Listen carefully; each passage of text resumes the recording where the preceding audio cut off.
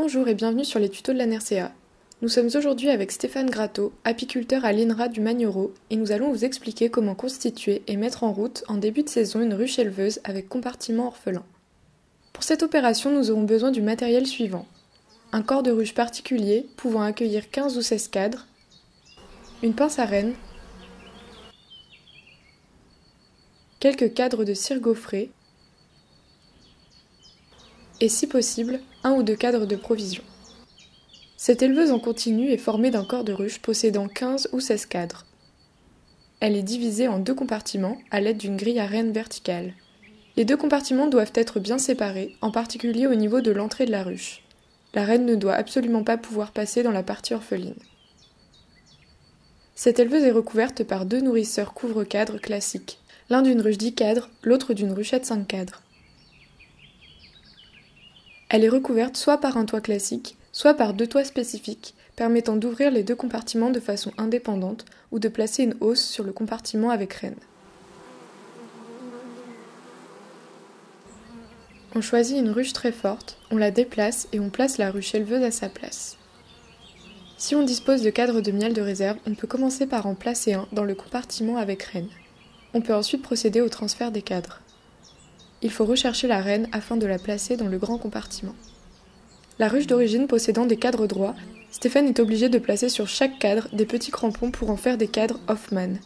En effet, il est beaucoup plus simple d'avoir une glissière lisse et des cadres Hoffmann dans la ruche éleveuse. La rotation des cadres en sera grandement facilitée.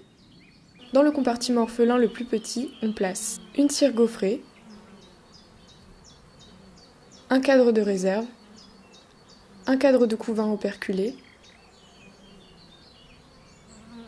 le cadre d'élevage, vide pour le moment, et un second cadre de couvain bien operculé, en veillant à ne pas y mettre la reine, que l'on n'a toujours pas repérée. Dans le compartiment avec reine, on dispose les cadres de couvain contre la grille à reine, avec un cadre de couvain operculé le long de la grille à reine.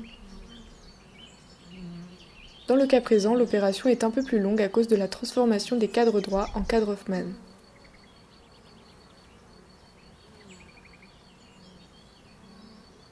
Ah, enfin la reine est sur le dernier cadre. On est certain de la mettre dans le bon compartiment. On complète ensuite avec des cires gaufrées, puis 1 ou plusieurs cadres de réserve. 2 à 3 jours plus tard, on pourra réaliser le premier greffage de la saison et introduire la première barrette de cupules. La saison de production de cellules royales pourra alors commencer.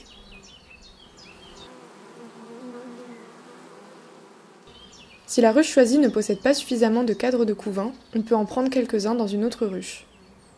Dans le cas où on trouve la reine, le plus pratique est de la placer dans une pince à renne et de la libérer une fois tous les cadres mis en place. Un prochain tuto, intitulé Rotation des cadres d'une éleveuse avec compartiment orphelin, détaillera le fonctionnement de cette éleveuse en continu. Un grand merci à Stéphane Gratteau, apiculteur à l'INRA du Magnereau à Surgères, et à bientôt pour un nouveau tuto.